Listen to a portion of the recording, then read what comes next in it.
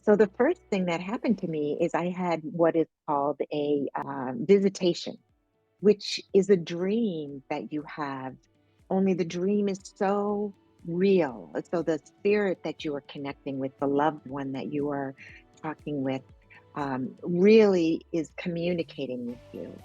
And in my case, it really was like a Zoom. It was it was my great aunt, her name was Sister Lou, and she literally was like on the other side of a table. And we were in a room, and the room had like a golden hue to it. And I didn't want to look at her because somehow in my subconscious, I knew this was different. This wasn't just a dream. And so she held my hand and made me look at her. And she said to me, "We hear your prayers." And then Mm. I woke up. I knew in that moment that I wasn't alone.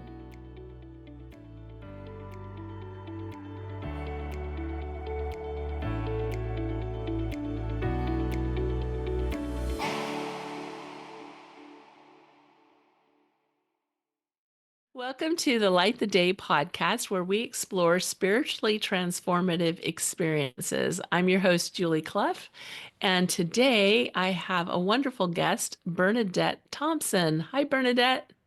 Hi, Julie. How are you? Nice to be here. I am so good, and I'm so excited to have you here. We were introduced to each other relatively recently and found out we have a lot in common. And we've had some online Mhm. discussions and a lot of fun talking about some common interests. And Yeah. I was recently on your podcast, How I Made It Through, and it just came out this morning before we recorded this. And as I was listening to it, I was telling you before we went live or we started recording, it has to be, I really feel like it's one of my favorite interviews Mhm. that I've done. So I really appreciate you as a podcast host too. So before we go any further, will you share a little bit about yourself?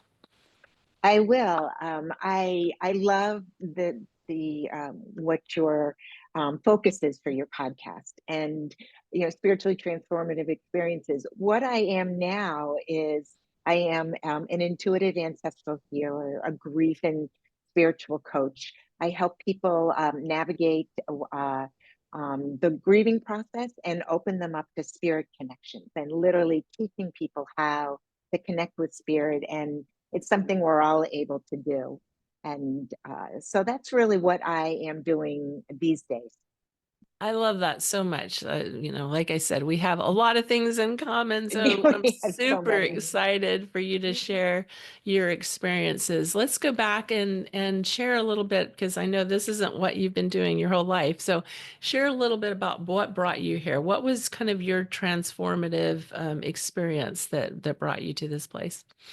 So, when you and I first started talking, one of the things that we talked about was grief, that we have this connection with grief.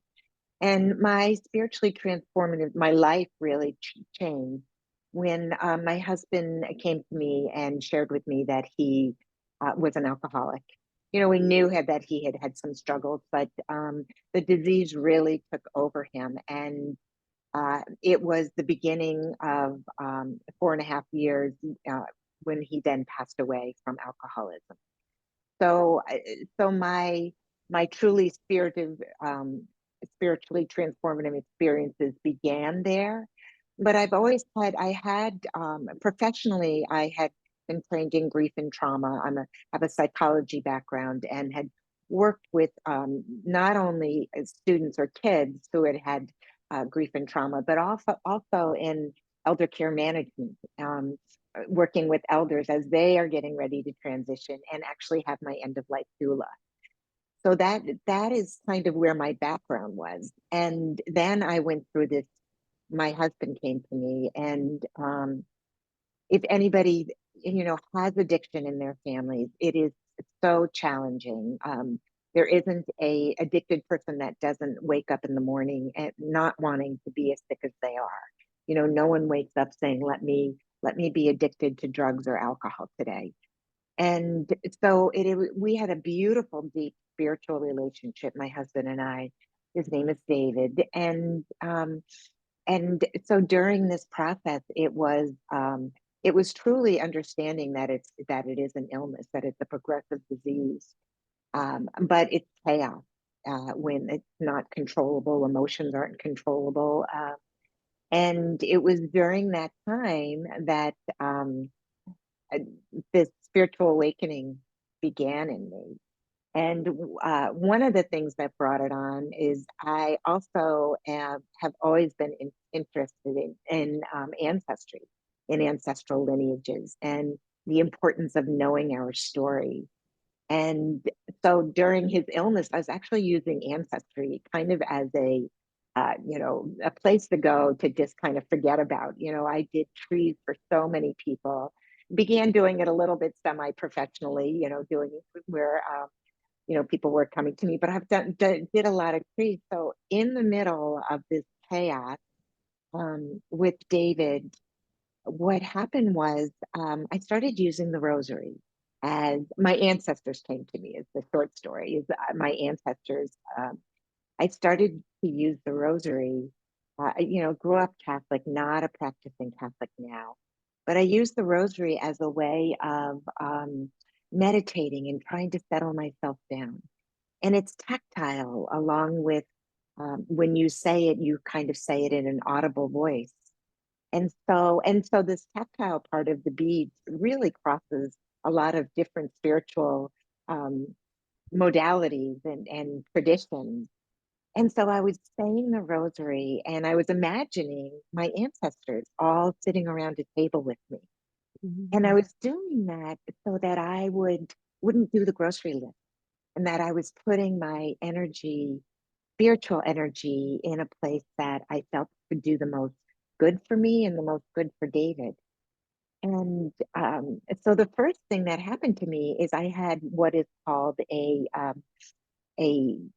visitation, which is a dream that you have, only the dream is so real. So the spirit that you are connecting with, the loved one that you are talking with, really is communicating with you. And in my case, it really was like a Zoom. It was my great aunt. Her name was Sister Lou, and she literally was like on the other side of a table. And we were in a room, and the room had like a golden hue to it. And I didn't want to look at her because somehow in my subconscious, I knew this was different. This wasn't just a dream. And so she held my hands and made me look at her. And she said to me, "We hear your prayers." And then Mm. I woke up. And I knew in that moment, yeah, I knew in that moment that I wasn't alone. And even, before that, my parents had already passed away. So I saw signs, but I never really thought about that deep connection that we could have. And so when she came to me, it, it was um it was just amazing. It just lifted a burden of that I wasn't carrying this alone. And then the most remarkable thing happened, and this happened maybe a month later. I again was saying the rosary, using it as a meditation. And it was at night, trying to settle myself so I could sleep. And I began, there was a channeling that happened through me. And my ancestry is all Irish. And I began to say the rosary in an Irish brogue. And I realized that I had an ancestor that was coming through and saying the rosary with me.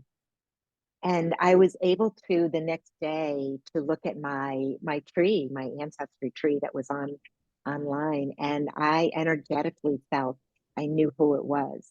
And it was my second great grandmother on my mother's side, who I didn't know very well. I didn't have a lot of information, but that spiritual energy just came to me. And that began my opening.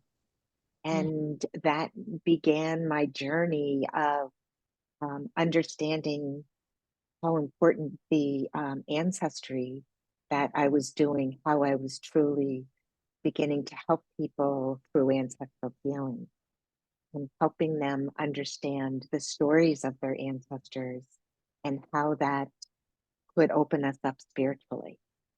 So that was my beginning of my first spiritually transformative.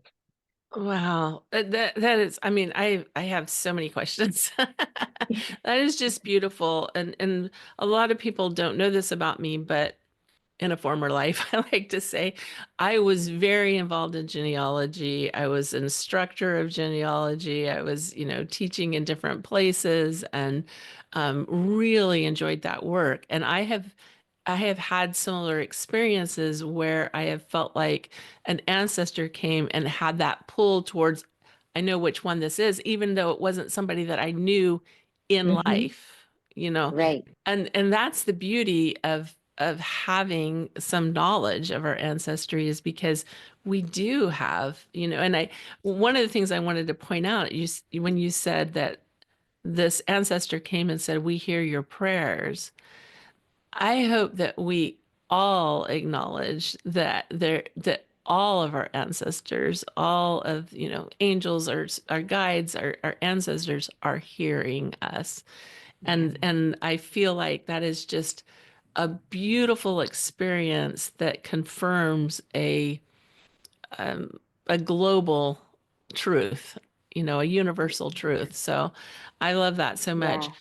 I also, one of the things I picked up on when you were talking about this was you were imagining your ancestors there with you. Yeah.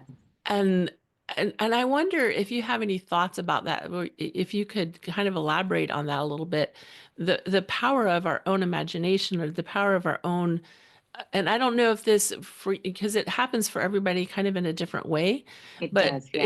is for you, was this kind of a visualization, and what Hmm. do you think, yeah, could you expand on that just a little bit? Yeah, it was amazing. It was definitely a visualization. I thought of the table as a long oblong table. And I even brought Mary in to be at the table. And I imagined all of the ancestors, the ones that I knew and the ones that I didn't know. I did think mostly women, I was just thinking about the women in my family. And I knew that I came, certainly on one side from a very Catholic background. So I knew they were rosary people. And so I think that was why I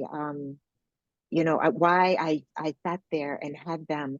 And so wherever I was, sometimes I would be saying it in the car. And she came back. She said the rosary with me for months and months and months, every time I said it. And I remember being in the car, like going on a long drive, still imagining them, with me at the table.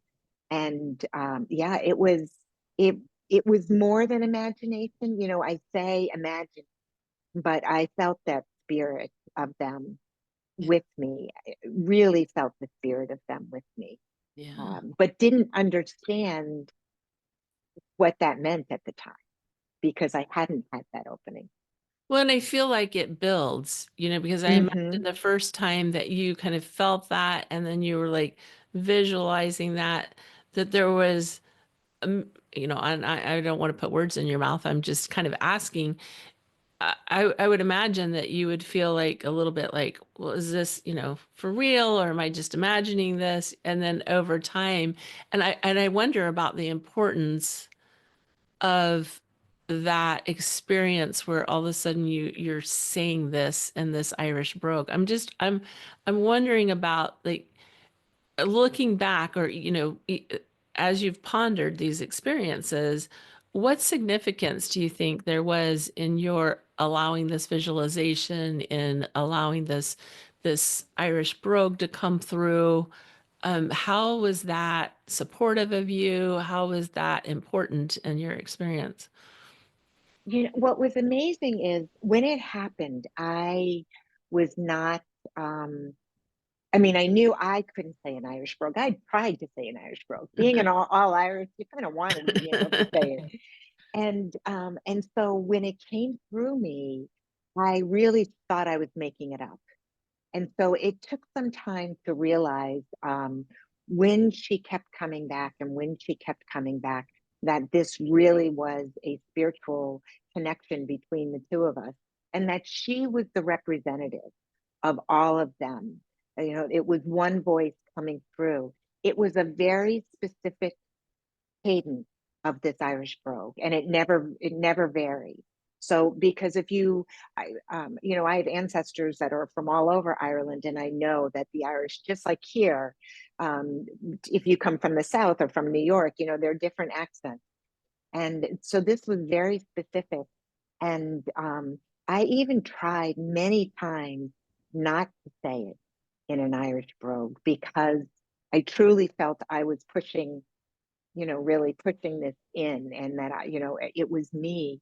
And as soon as I would get into that meditative where it was just coming through me, anybody that has said the rosary knows what I'm talking about when you get into it. And anybody that has done any spiritual work with beads or mantras, when you allow it to finally come in, it kind of takes over you a little bit.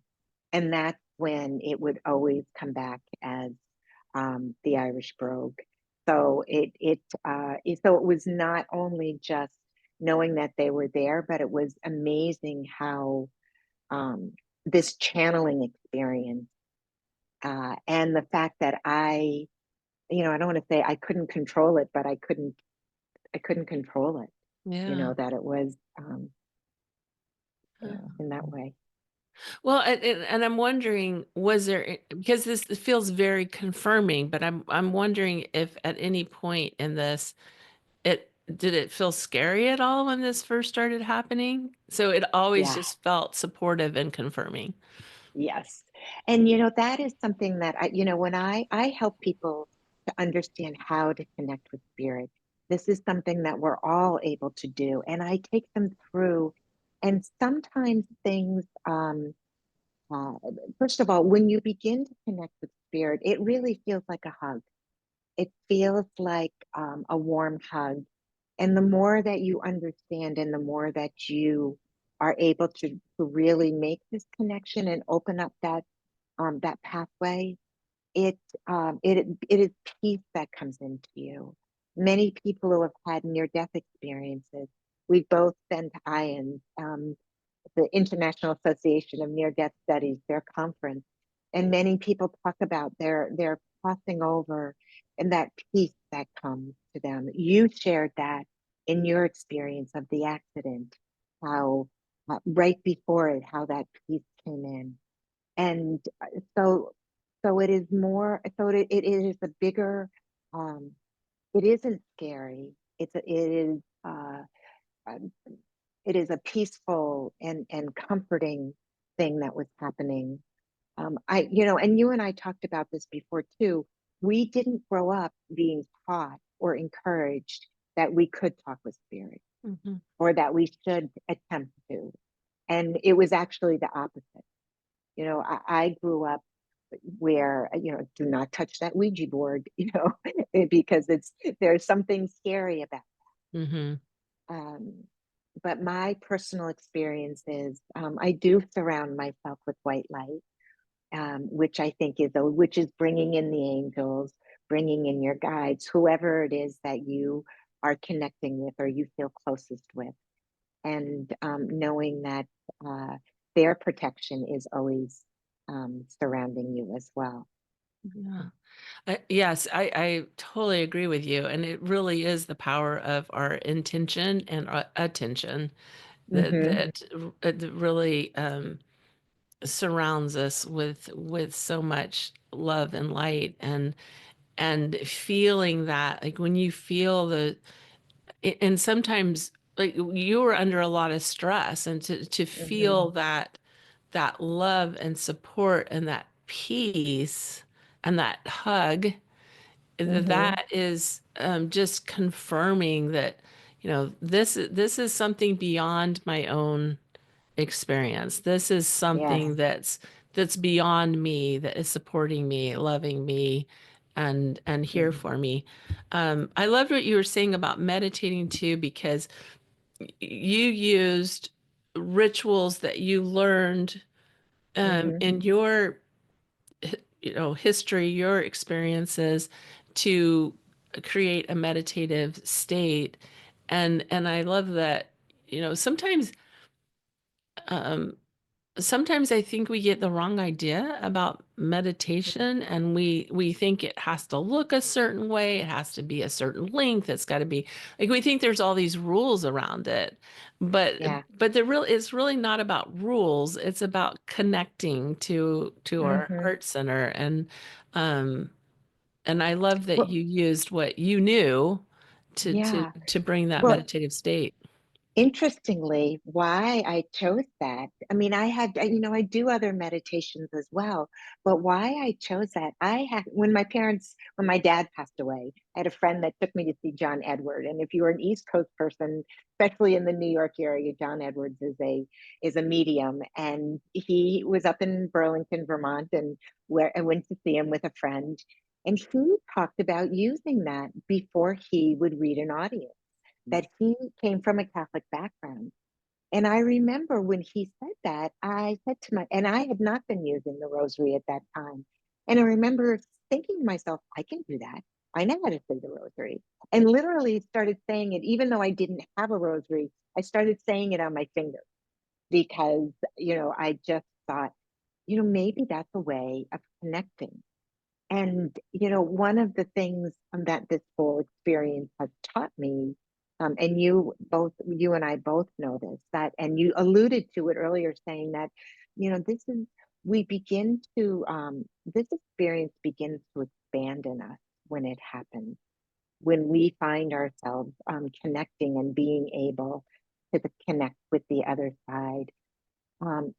It becomes bigger and more open as we learn the language and we allow ourselves to recognize and feel the spirit that comes around us. And I know your children have been and come to you. David has come to me.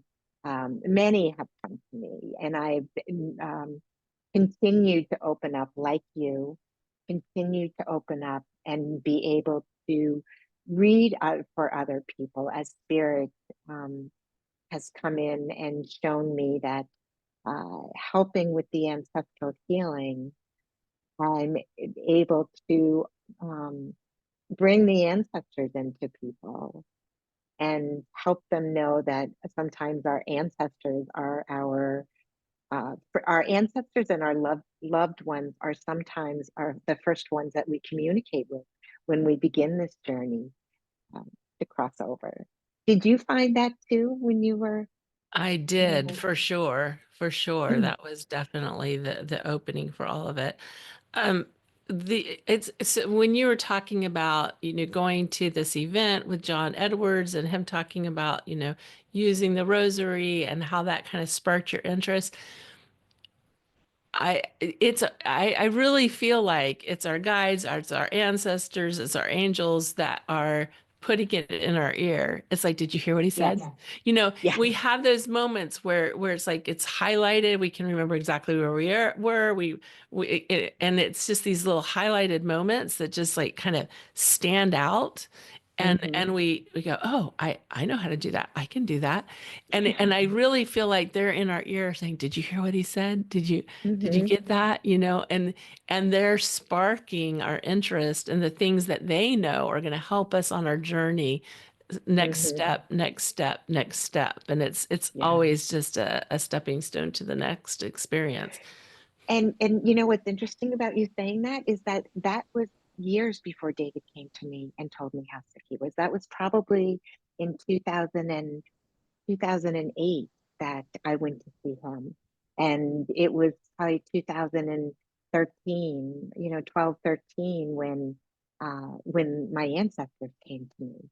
So it was like they were preparing the way. It was that uh, it was that connection. So it's interesting that you just kind of pointed that out to me. Yeah. Was something I hadn't really thought about, is that it was their preparation for me. Yeah, Um, beautiful. I love that. yeah. I want to go back a little bit to because professionally you were working in the field of grief and trauma before Mhm. your husband came to you and shared that he was experiencing alcoholism. And so I'm wondering how your personal experience, how your professional experience informed your personal experience. If you, yeah, I'm just curious if there was anything that kind of stood out to you, Mhm. that maybe changed your thinking about the grief process, going through something so challenging, or deepened your understanding that of something you Mhm. already understood. I'm just curious about that. Yeah, it was all of the above. It was I had so much knowledge about what trauma looked like. And so I think that was the first thing that I realized is all of these experience, when you lose somebody, or if their illness, whether it's something that happens like you, that happens in a moment, or it's something that's a repetitive, trauma shows up. And one of the things that I knew, I'd been so trained in trauma, was to recognize what was a trauma response and a reaction, and what I was doing that was, I could recognize in myself, um, was coming from trauma, experiencing trauma. And so that was really helpful for me. It didn't prevent me from experiencing it. It did keep me very spiritually grounded. I used my spiritual tools probably more than the average person who was going through what I was going through. So I was able to do that, but uh, that was the gift, is that understanding that we feel grief and trauma in our bodies. Our bodies physically react to it. Our minds play tricks on us. All of those things really cause us uh, to do things that we wouldn't normally do when we are experiencing it.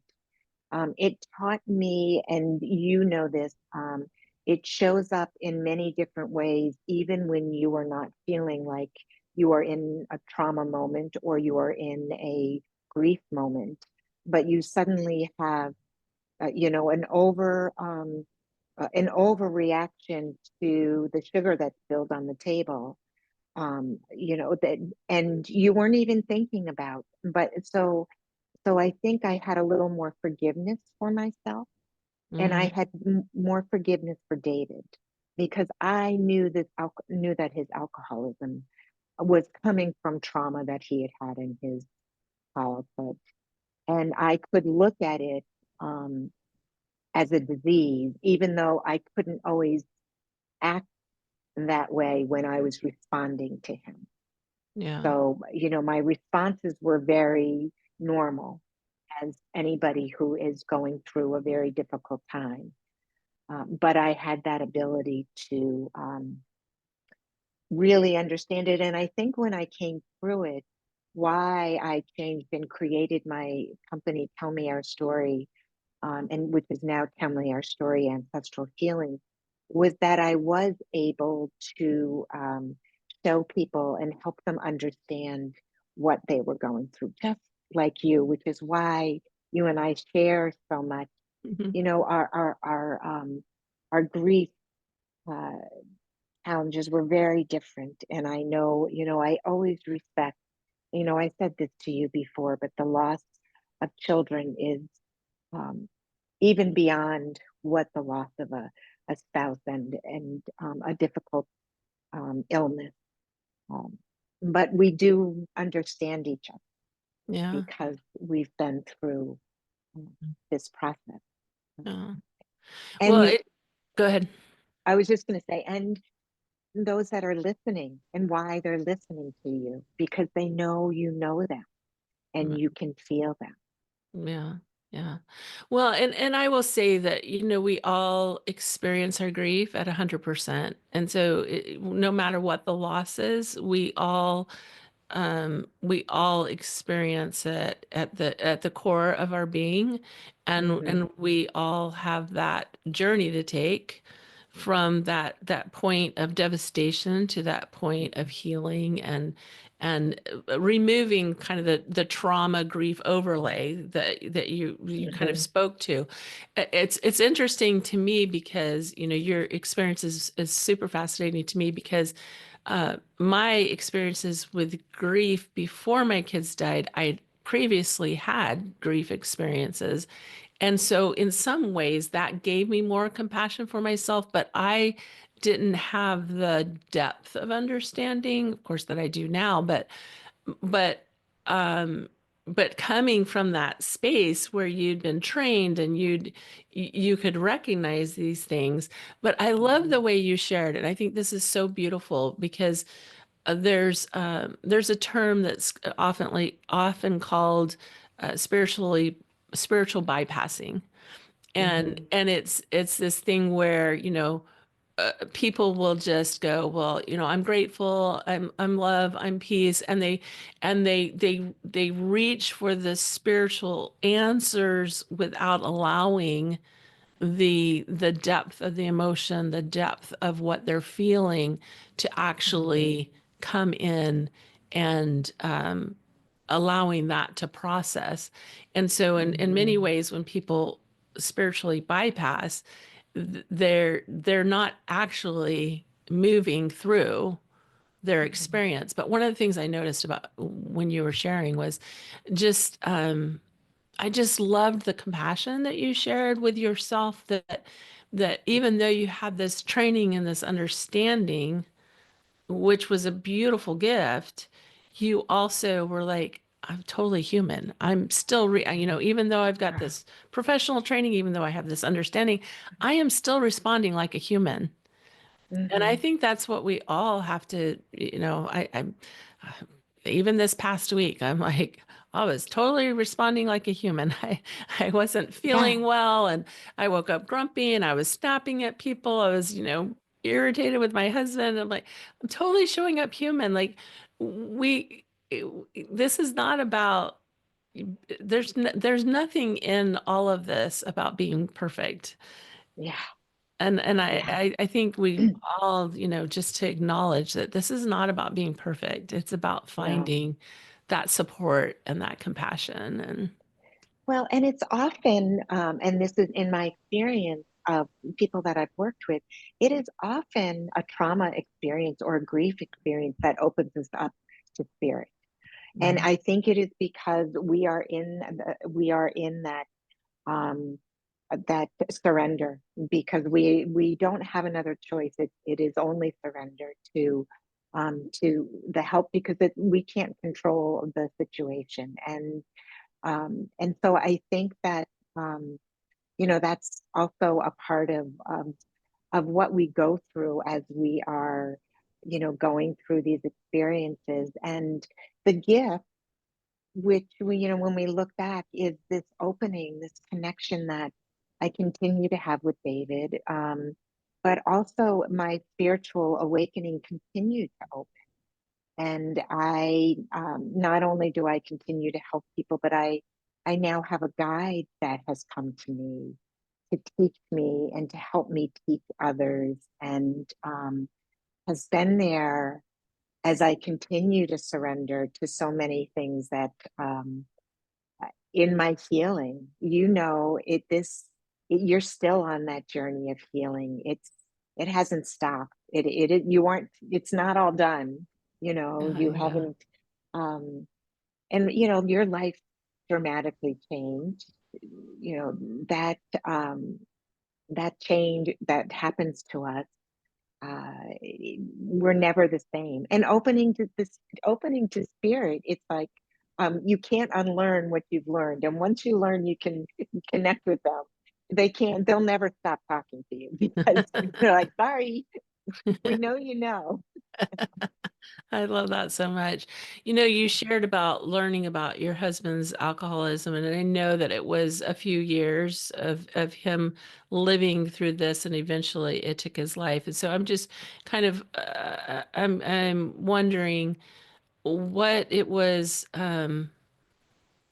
because I think a lot of people, there's this anticipatory grief that you go through when somebody is in that the stages of death, and then Hmm. there's the experience afterwards. And did you feel how is that transition for you from going from this place of being, because I imagine you were, it was so all encompassing what you were Hmm. experiencing with his illness, and then everything changes Yeah, overnight with the death. So I'm wondering how that what transition that was for was. you. Uh, it was it was remarkable. The um, the you know that when we lose a loved one, yeah, everything changes. And the it was what was interesting is that there's two types of grief in the beginning. I mean, it's the grief of losing them. It's the shock of losing them. It is all those things that you go through. And I want to say in that first year, because it is that first year of first, where and you think that that's what grief is in some ways. You Because you think, okay, I've lost this person, my life has changed, I'm going to go through all the things that I need to do. And I came out okay. I thought you get to the end of that first year, and you're like, okay, I made it. I made it through that first year. And but it's the switch into the long term grief that is, I think, a challenge. It's something I didn't expect. It is the lasting effect of them not being there. It is the dreams that are no longer, the life that I thought I was going to live. It had already changed because I knew he was so sick, and so I wasn't anticipating. But it was grieving that and grieving the fact that he did die, and that I had to reinvent myself. And there was no way to be the person before his illness, after he passed away. So it's so remarkable, but there are so many gifts as we open to the healing and allow ourselves. And it's still scary, not scary. Scary is not the right word, because, but it's still, I still have wonderings about what's my life gonna, be like. Where's my next what's the next part of my journey? And I'm actually sorry I used that word scary, because I didn't mean it that way. But because it's a little, if anybody is looking or listening, I'm putting my two fingers together, so it's a little, but it is just, I'm so amazed and proud of. Now it's a little louder. Can you hear that? Nope. Good. I'm amazed and proud of myself and the journey that I've been able to take. And in kinship, learning your story, I feel that amazing story that you have, and what you've been able, the gift, that you've been able to give others through what you have gone through. Yeah. So, does that answer kind of? Yeah, yeah, it does. And I appreciate you know, uh, your vulnerability and your honesty and that answer. And I can appreciate even the scary. I mean, I think we all can appreciate the element of like what's next. That is definitely a part of our experiences here for sure. What In what ways did your spiritual practices, um, because when I look at my own experiences, without digging deep and digging deeply into my spirituality, I don't know how I would have come through.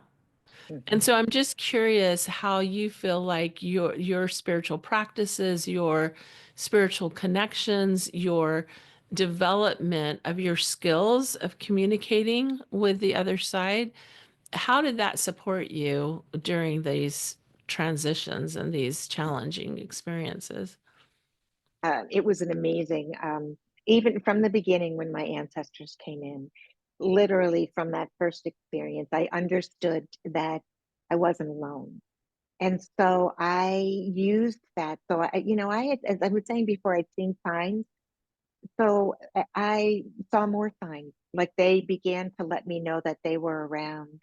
And in each time I would it was gratitude. Thank you. I know you're with me. I know you are here.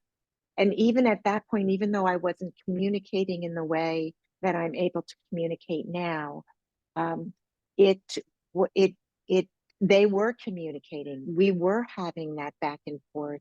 So I was able to feel their support and even answering questions. So I'll give you a quick example.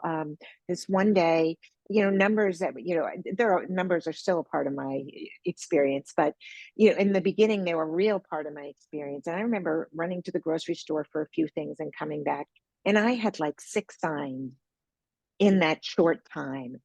By the time I got back to my home, I was thinking something big is going on. Like they're like ringing the bell. And I got to my door and I went in and I had some mail, and I realized that a letter had come. And this letter, when I opened it, it required an answer, and I knew what the answer was because of the message that they gave me. They surrounded me, and so the message came in is, yes, do this, and I unequivocally knew what I needed to do. Mm. So that was probably the biggest, that before I was really getting the communication that I have now. And that was one way they really kind of banded together. And I felt that it was the collective was there sharing with me. And so just move that forward. That's just continued through the years. And I have the signs opened up more. And as my guide came to me, um, I did use a pendulum when I first started with my guide. Was not interested. Was like the Ouija board. Do not touch it. Something not good happen with this. But somebody had suggested it to me, and I tried it, and it was the first opening that I had with my guide. And I remember doing this, tell me, holding the pendulum and said, tell me yes and tell me no. And they they did. And I dropped it because I was like, this thing just worked. But they very quickly, I didn't spend a lot of time with it because they very quickly helped me understand that we could actually communicate without it. And they have taught me so much. And so there's a learning that can happen when you open this communication. Um, at first it's your ancestors and your loved ones and knowing that you are loved and guided by them. But there's greater learning that can happen as well. And I think that was the gift. Um, some amazing things have happened with that gift where they helped me make decisions and literally said yes to this, yes to that, no to something. Um, so that's where it has taken me. That's wonderful. As you were sharing, I really want to highlight what you said about if seeing those signs and seeing those expressions of them communicating with you and your gratitude, and just and feeling, Mm-hmm, and that's so important because because they're always trying to communicate with us, and if for those that are listening that haven't learned to communicate with them yet, that's okay. But the opening is beginning to understand that they're there and to begin to, talk with them and to share, feel that gratitude when you notice mm-hmm, something. Because I think in the beginning, for myself and many people that I've worked with, it's like something will happen and they'll be like, was that my grandma? mm-hmm, They'll think, I mm-hmm, wonder if that's my grandma. And then our mind can dismiss it and mm-hmm, make us that, that's silly or whatever. But if we'll take that moment at any time we think, oh, is that so and so? That's actually the pull Mm-hmm. to acknowledge them and to recognize that the reason that we're thinking of them is because it is them, Yes, and to just be in that moment of thank you for being here. I mean, that's the yes, opening of the door. That's the beginning. And always expressing that absolutely. gratitude is such a beautiful part of learning to Yeah. communicate. And I also share on the same vein is that if they're thinking, oh well, I just made that up, then I'll share if that's what you think that you just did this, you have called them in. Mm. If you think that is their, you've called them in, so they know that that is a sign that's going to make them think of you, and think of them rather. And so we really have the power to create the connection and open the signs up. If you think you're only getting number signs, like that's the only way you get it, you can open that up more by looking for different ways. Hearing a song. Songs have been a huge thing in my experience. A Me too. huge, Yeah. yeah, a huge thing in my experience. And and they're so playful. So they really want to. It is not, we're talking here a lot about, grief and trauma and just the difficult part, but they love to laugh with you. They love to make fun of you sometimes, tease you sometimes. I mean, that happens. Oh my goodness, that happens a lot. And so there it is, a bigger presence. We think that wall is so thick, and even though everybody calls it a veil, we feel like it's an iron veil or something that we can't get on the other side. And it's not even there really. It's just something that we haven't been taught. Yeah. And so Yeah. yeah. I thank you for sharing that, because I think that's so important. Is this is not all serious. Right. They want us to enjoy our They life. And do. if we're just like, oh, we got to be so serious, we got to meditate all the time, we've got to, do it all perfectly and all that, that just that actually suppresses our vibration, our frequency. and Right. and when we're playful and happy and loving and remember those good memories, then those are the times when we can really connect. Yes. Yeah, I love Hmm. that. Yeah. Well, and I also think that we don't have to connect in meditation. I found that meditation is helpful, but I found I connect more not in meditation because Mhm. I'm more aware of what's going on, of the signs that are around me. That's so interesting that you say that, because I've had the same experience. Hmm. Meditation for me is more about centering myself and Hmm. finding that calm within myself, and then life is communicating. I mean, it's just like day to day, hour by hour, and it's not always the big things. It's the Hmm. little things that we notice each day. Will you share with us a little bit about ancestral healing and what that means to you? It is, it's amazing. It's definitely something that everybody can understand and experience.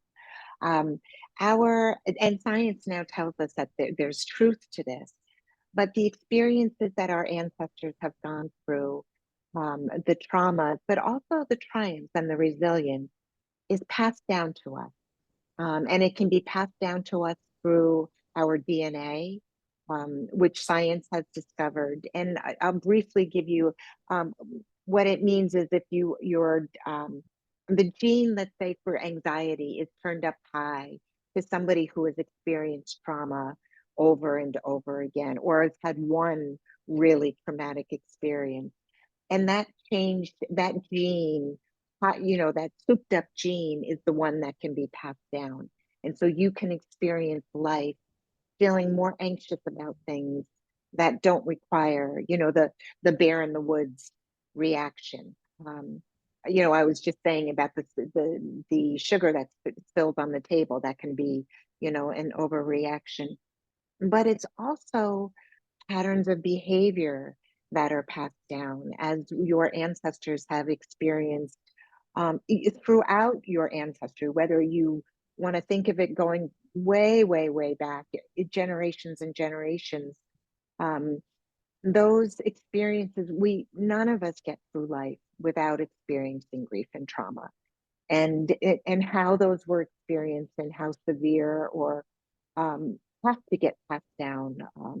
And what it is about what ancestral healing is, when you begin to discover what someone else, what your family has been through.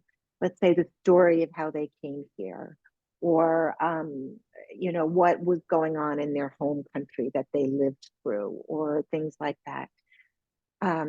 When you understand that, you begin to understand more about who you are. You know that, you see that I'm an all Irish family, and scarcity is very strong. We were very much Irish famine that came to the US. And you can see that scarcity come down through the family. So there's so much that the experiences, and that in your own family. If you just look to your parents and see what they have passed down to you, and whether it's difficulties or whether it's their sense of humor. So again, as we're talking about, we're looking at the harder things right now, but when you understand that, and you not only feel the rich stories of their lives and what they came through, and maybe find out where Uncle Larry got his ears, you can, um, but there's just something that tells us who we are, our soul.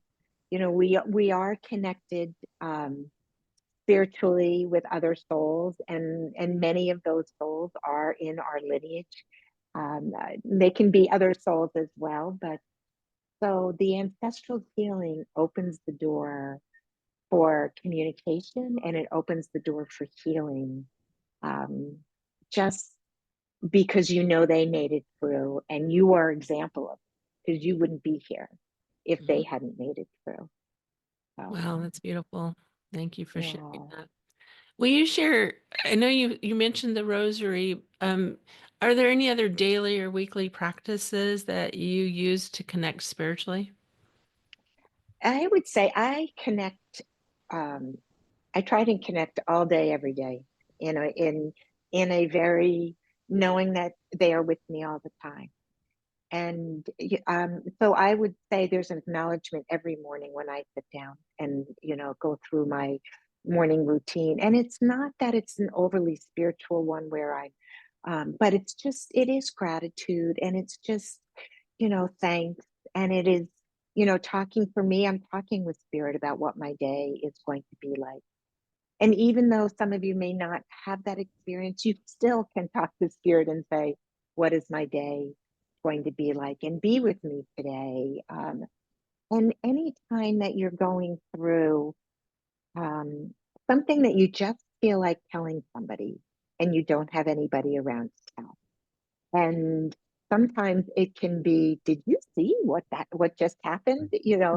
So that's really my practice, is to incorporate spirit all the time. And I do have moments where I do meditation, and I do have moments where I'll have spiritual practices like the rosary or things like that. But because it has become a part of my life, they are a part of my life. And while I have a spirit guide, others are around. Certainly nobody's left me, they're all there. So it is opening yourself up to knowing that you're never alone, no matter where you are. And I want to say this one thing too. Whatever it is in your life that you feel um, maybe they wouldn't forgive you for, maybe there's something in your past that you feel like, I don't want to connect with spirit because I've done awful things in my life, or things that happened in my life and I'm not proud of them. There is incredible forgiveness and compassion. And you are welcome to, there is no one is over there. No, I don't even want to say over there. No one is holding back from connecting with you because there's something that you did that you're ashamed of, or that you're not proud of, or whatever it is that you still hold in your, as something that you don't want to share. Um, Spirit gave me a way to share it with, Mm, and gave me the time to be ready to share it. mm, And I shared it out loud when I was finally ready. mm. So, yeah, I don't know they must be coming through, because that is something Yeah. I didn't, that just, um, don't ever be, just have forgiveness and compassion for yourself, because that's what you're surrounded Oh, I love that so much. That was beautifully said because shame can be so with. Hmm. toxic, and being able to express our shame is the antidote. The antidote Hmm. is to be able to express it. And so recognizing that we have this spirit team, if you will, who are loving us and caring about us and not judging us, allows us to dispel the shame, to express the things that we might feel ashamed of. And what a beautiful Yeah. antidote. Will you share with us how people can connect with you and the Yes. wonderful work that you're doing? So my website is tellmeourstory.com, which is from the point of view of the child asking the parent to tell me our story. And that's the way, going to the website is the way to get so much information about me and how to work with me. I do healing sessions with people in terms of ancestral healing, or just I do teaching people how to talk with spirit. I do full ancestries with people to help them learn about their ancestors and to go through the ancestral healing process. So there's a lot there, but you can also connect with me. I'm on Facebook, I'm on Instagram. And if you put Tell Me Our Story or Tell Me Our Story Ancestral Healing, you should see, I should pop up, and you should be able, and Bernadette Thompson also, well, just using my name. So in all those ways, you'll be able to find me. Wonderful. And we'll have that in the show notes too. Is there And, anything else that you'd like to share with us before we go? I would just say it's such a gift. It's a gift when we connected. Um, because we're trying to raise the consciousness, and we're doing it through our experiences. And just I just love that the audience is here, and for them to share, to continue to share, so that we can just have this, as they say, and so on and so on and so on. Yeah. So yeah, Well, if there's anything that really points to what you do, our stories are really important. they are. So, Thank you. thank you for being here.